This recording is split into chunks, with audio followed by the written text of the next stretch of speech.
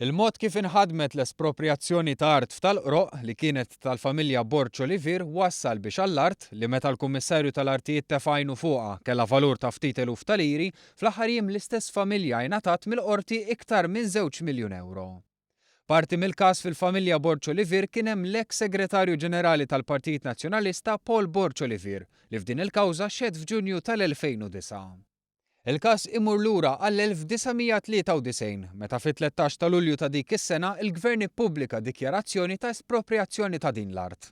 Dan wara li fuqha b'mod mhux ikkontestat il-Gvern kien diġà bena u inawgura l-Pixxina Nazzjonali tal-Qroq. Dan f'Mejju u għalhekk xarejn qabel.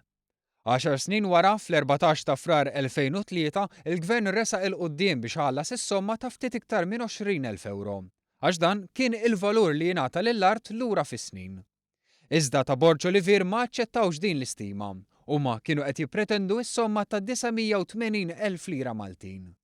Is-somma mitluba kienet għal fatt li l-art kienet esproprijata wara li kienet diġà saret l-inawgurazzjoni tal-Pixxina Nazzjonali.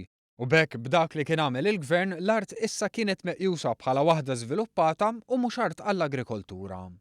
Dan juri biċ-ċar illi li kieku l-istess art kienet esproprijata qabel ma kienet inawgurata l-pixxina, l-ispiża tal-esproprijazzjoni setet kienet ferm inqas.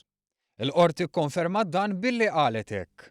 Jirriżulta għalhekk li kif ikkonkludew anke l-periti tekniċi tal-bord l-art għandha titqies bħala art fabbrikabbli. U stant li dina kienet ġa mibnija fl-interjetà tagħha fil-mument li l-art ittieħdet mill-Gvern permezz ta' dikjarazzjoni tal-President ta' Malta, l-art fl-interjetà tagħha għandha titqies bħala fabbrikabbli.